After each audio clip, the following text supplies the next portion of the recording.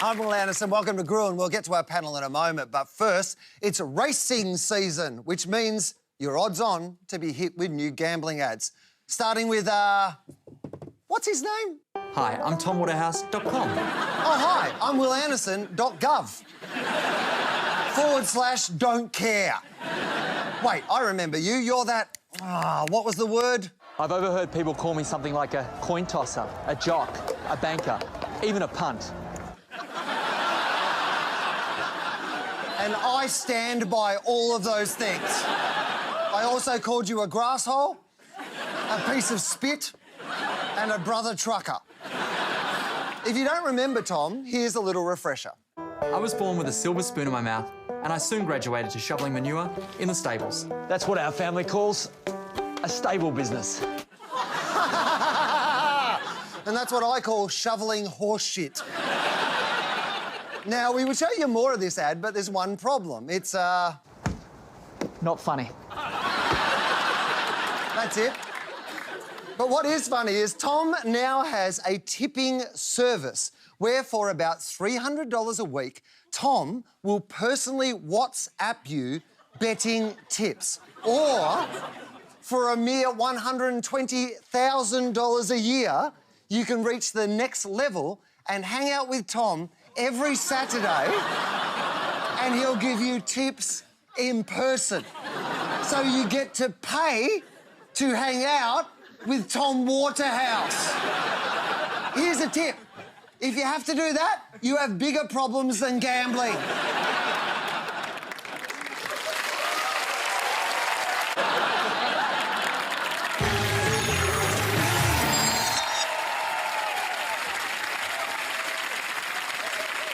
Time to welcome our panel, Todd Sampson, and from OMD, a new Gruen friend, Peter Pacey. Welcome. Joining them from OPR Agency, another new Gruen friend, Miriam Wells, and from PwC, Russell Howcroft. OK, let's talk about Australia's #1 brand, at least according to the Blackmores website. Hold on, is that an asterisk? Oh, it turns out Blackmores is only the #1 vitamins and dietary supplements Australia grocery pharmacy domestic sales brand. Oh, good. I trust them already. Asterix. Here's the big ad Blackmores has been asking us to swallow. Head, shoulders, knees and toes. Heart, liver, skin and bones. Strains on joints and eyes on phones. Your body is the only one you own. Keep clicking, twists and sprains. Spines now with aches and pains. Hurt, arthritis, stress, cholesterol. Your body is the only one you own. You only have one body. Look after it every day. Blackmores. That's true. I only have one body. Asterix.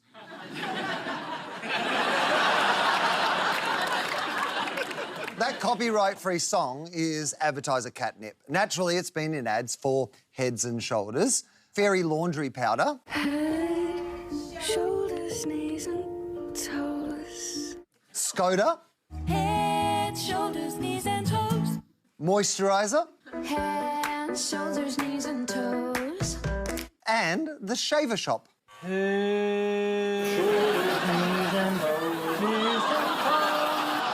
Gross, gross, gross, gross, gross, gross. Yuck, yuck, yuck. But the Blackmores version is the only one I've heard with lyrics about arthritis, stress, and cholesterol. Arthritis, stress, cholesterol. Your body is the only one you own. Peter, why are kids singing about cholesterol? Look, this is a really lucrative market. It's worth $4.9 billion. Almost 8.5 million people are buying vitamins and supplements regularly. So I'm sure they're really happy with Blackmores, giving them some extra lyrics for the earworm that they already are surrounded by. The tagline is, be a well-being. Todd, if we were all well-beings, why would we need Blackmores?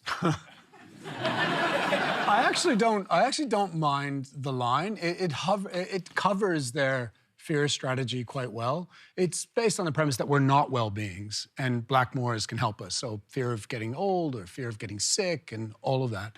And it's a kind of an unproven nutritional insurance that you're going to get. And that's the heart of the problem with their advertising, is that whether daily vitamins helps you or doesn't help you, that's sort of not proven scientifically. There's also, I think, something to be said for the desperation end of the market. So people who are maybe skeptics, who don't believe, don't think the evidence base is there, but they can't get rid of the rash or they can't sleep, and they'll just throw money at the problem and just hope for a placebo. My favourite bit of that, Miriam, by the way, was when you said can't get rid of the rash, you looked right at Russell. Like you'd seen something backstage. But you're right. So they're selling. Okay, About selling the rash? It's funny how they portray men in that ad, though, which is fair enough, but they're either out of shape or they're nearly dying from their stress. They're just exhausted. Because, as was mentioned, it's primarily aimed at women, but it's an interesting portrayal of men within that ad. They're sick and need to be cured. Well, it is really... Have you heard about Russell's rash?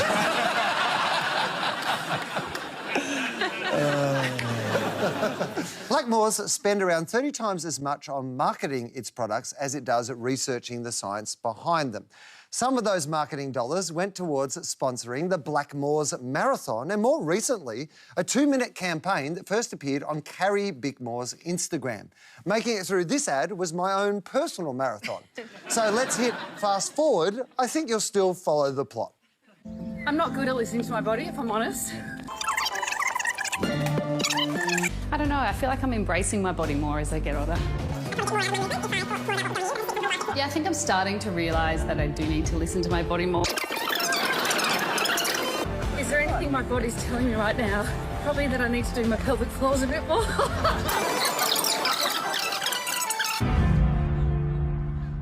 Those vitamins are working. She's running super fast. Miriam, what's the appeal of Carrie to the brand? So the vitamin and supplement category is a crowded space. There are lots of brands. There are literally thousands of products vying for the consumer's attention. So to really, I guess, lift their brand above that sort of mass of noise, they really need to build trust and connection with their audience. And that's where someone like Carrie comes in. I want to go back to Carrie's pelvic floor.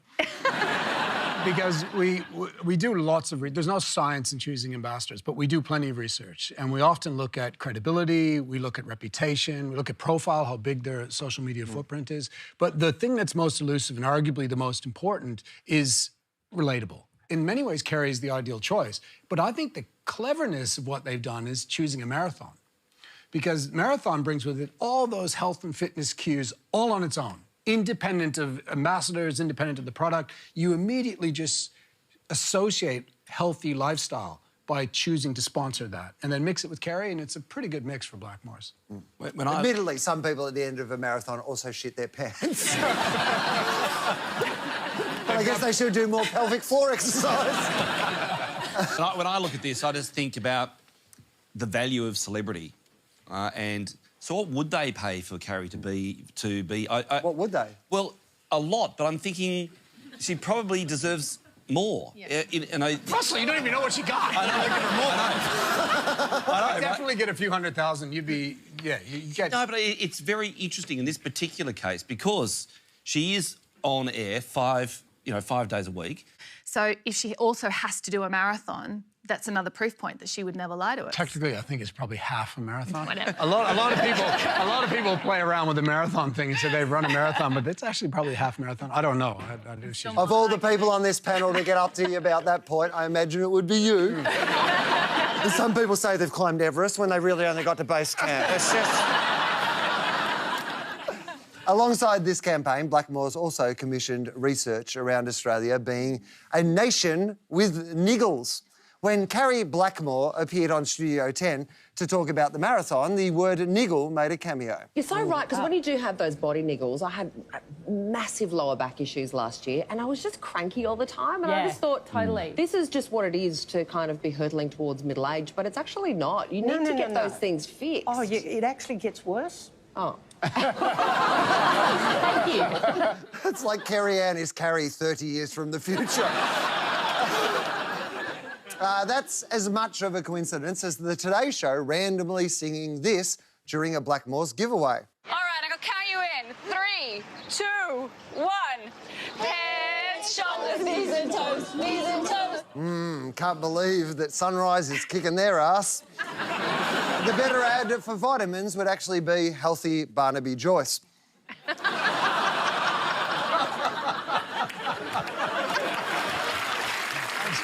But back to the word niggle. Peter, what's the power of Blackmore's owning a word like niggle? I just think it's absolutely brilliant. Niggle is a word that is totally unspecified. It's 100% vague. And yet when you hear it, you think, but I relate because, oh my God, I have niggles. Oh my God, this is incredible. Jeez. I don't know if you've heard, but Russell's got a red rashy niggle. Yeah. And now I've said that enough, they can't edit it out of the show.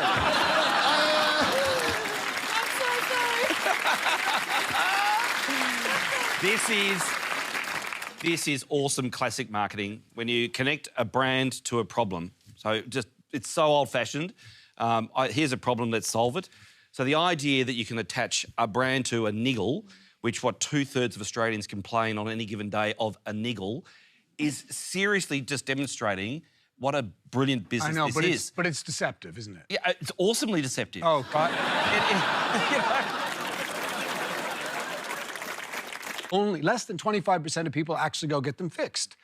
Yes, that's true, fact, I guess. And those niggles can impact your life. Yes. So then you should go to Blackmore's. No, whoa, hold on. It could be sleep. It could be rest. But this is where advertising's so unreal because you're able... No, genuinely, like the sheer craziness of a thing called a niggle, right? Just the very idea that you're going to find a word, one word, that's going to brand what 2/3 of the country feel and then attach it to you via the power of advertising. That's the genius of the whole thing. It is a great word. It actually just sounds like an adult version of the Wiggles. It does, right? Just like, wake up, Jeff. Oh, no, he won't wake up.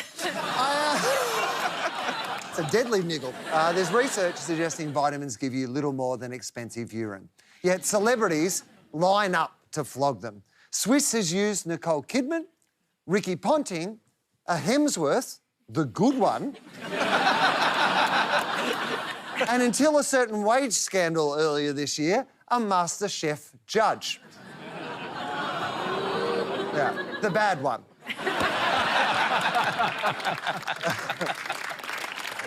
Blackmore's produced more than 4.6 billion vitamins just last year. And if you go into a chemist, you might see some of Blackmore's 1,500 products on the shelves. That includes brands Blackmore's owns, such as Bioceuticals Armour Force, which is in a locked cabinet. Miriam, are we willing to pay more for a product with a padlock? Yeah, so the padlock is genius because it sends a couple of really strong psychological signals to the customer. It's also putting it in that same sort of mental space as, say, prescription pharmaceuticals because you have to ask someone for help. So you're asking them for advice, you're asking them for help.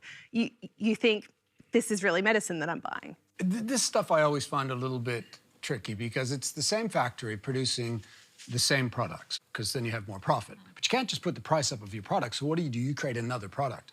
But the truth, if you actually go looking for these, is you've got the retail product, which has less of the active ingredient generally, and it's a cheaper version of stuff in it. Well, it's the role of price, isn't it? So, I mean, part of getting your marketing right is using sort of pricing signals. So maybe the best example of that is the wine list. Yeah, so the wine list is all about making you sell up.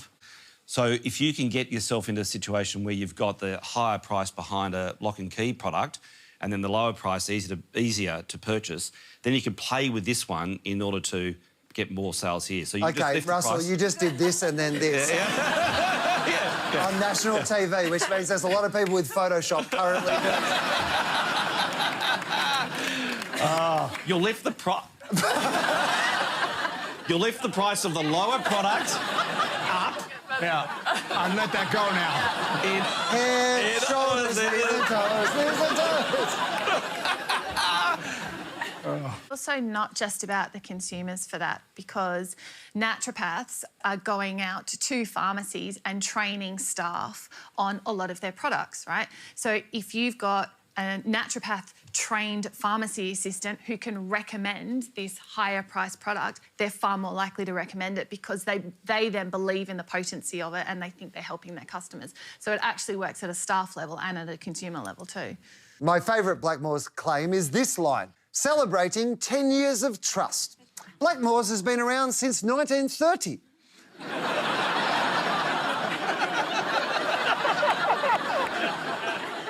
I can only assume that it used to be celebrating 80 years of proudly poisoning people. Oh, hang on, is that another asterisk?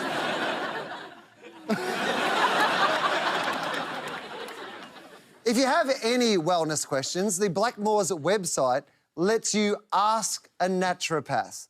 Who would do that? Well, we would. We emailed them, and this is real. This is what we said. I found myself tired lately and overly susceptible to things like advertising lies. I want to be fully mentally alert to make rational judgments on what is good for me and what's just snake oil. In reply, they directed us to their website on fatigue, which ironically is exhausting. So we made our own solution, Gruen vitamins. Immunity from bullshit. Be a will be. More Australians now buy online than in department stores. Myer has announced store closures. Not to be outdone, last week David Jones announced it will close its flagship Melbourne men's store. But the good news is that there's a new nighttime shopping event that will turn it all around. It's called Myer After Dark. Myer is luring customers to come along and sip, shop, play because, and this is true, we find if we give our customers a few glasses of wine, they spend more money.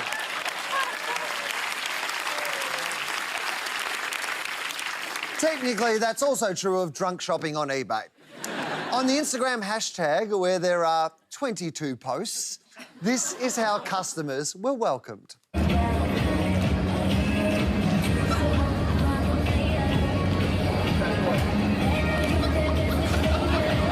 Worst haka ever. And in the lingerie section, there was this. Yeah, jugglers, that'll fix it. Who would go to Myer after dark? Well, we would, of course. In the clothing section, every second light was turned off. Oh, I get it. Myer after dark means Myer can't pay its power bills. For balance, we also went along to David Jones, and I have to say, they've really let their window displays go. Low lighting and jugglers in the lingerie section. Peter, won't that just drive people online? Look, back in the day, department stores had it all, right? They were a curated collection of the finest products that you could possibly find, and they were the place to see and they were the place to be seen. So you can see that what they're actually trying to do is kind of bring back this idea of curation and bring back this idea of having an experience whilst you're shopping. The fact that they have to turn the lights down and ply people with alcohol in order to get them to come back and shop. That's their best strategy. The department stores are doing more than just events. Both brands are spruiking endless sales. David Jones had this 50-page catalogue in Saturday's paper, which these days is longer than the paper itself. And, of course, there's the trusty brand ambassador.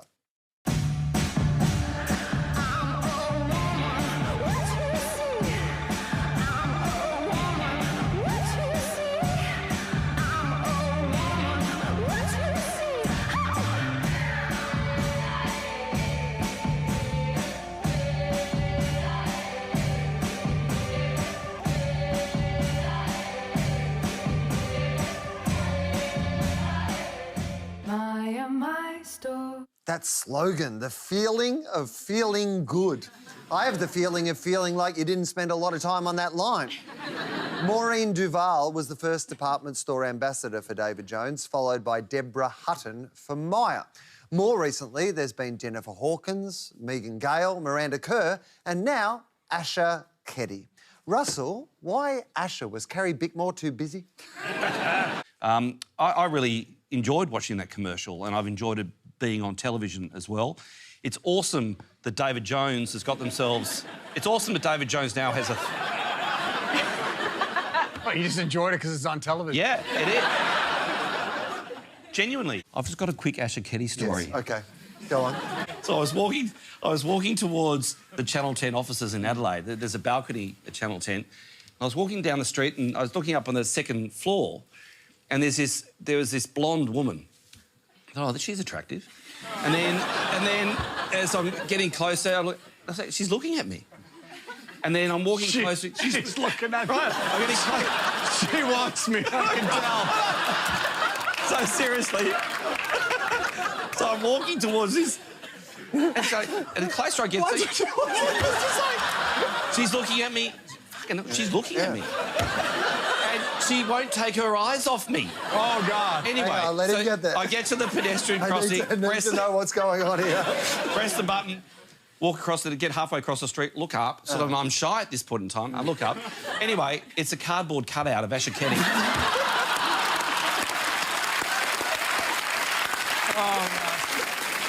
I actually made the ad.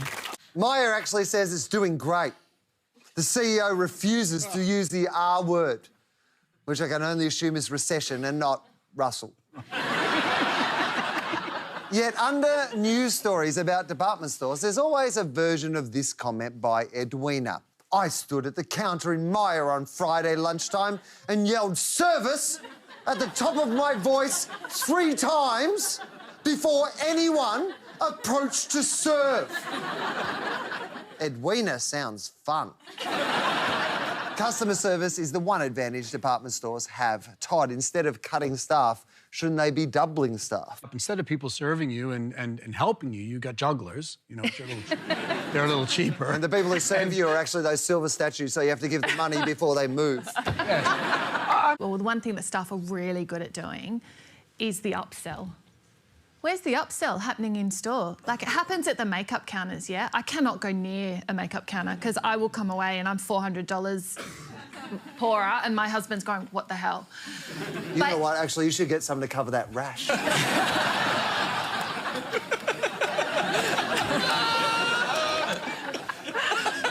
them up here.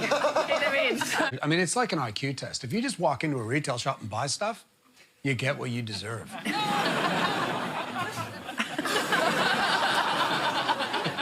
In the 90s, DJs was selling itself as a fashion destination. There's no other store like David Jones. There's no other store like David Jones, except for Myer, Amazon, the internet in general, and now BP. Yep, next year DJs will be selling food in a petrol station. Here's a projection of how it'll look. I hope those aren't the ghosts of their former customers. Miriam, is BP a good fit for the DJ's brand? So what DJs are doing with this play is essentially importing a strategy from Marks & Spencer in the UK, who have had great success by offering a convenience food offering with partners just like BP. In fact, I'm pretty sure BP is one of them. This can only work. This is... I can't see how this doesn't work. I'm looking forward to it.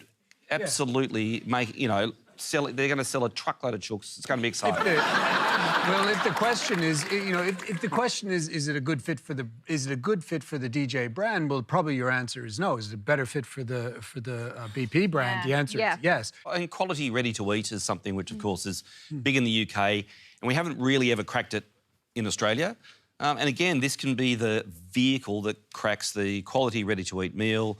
Slip into BP, go and get that product, get home, microwave, beautiful. we know that the statistics kind of say, and statistics are always made up, right? But 80% of the time, you tend to go to the same service station. One of Maya After Dark's in-store experiences is a DJ.